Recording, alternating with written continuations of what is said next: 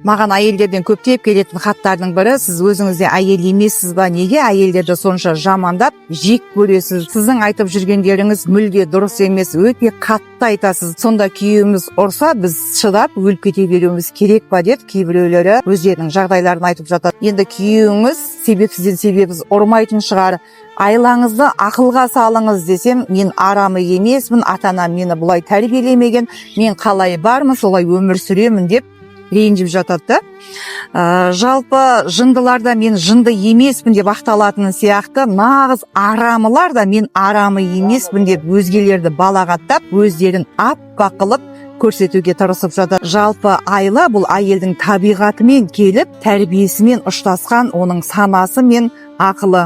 Жетесіздер айланы арамдыққа, қулыққа пайдаланып, өзіне сенген адамдардың сеніміне қиянат жасаса, ал тәрбиесі толықтар, қандай қиын жағдай болса да сол тығырықтан шығудың жолын іздейді.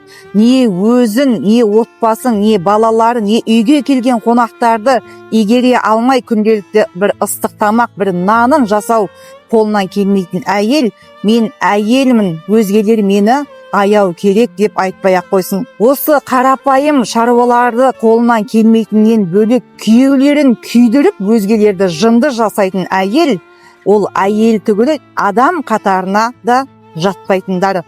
Сондықтан 5 қаруларыңызды сайлап, 1000 ойланып, 100 толғанып барып, бірақ шешім шығарыңыздар.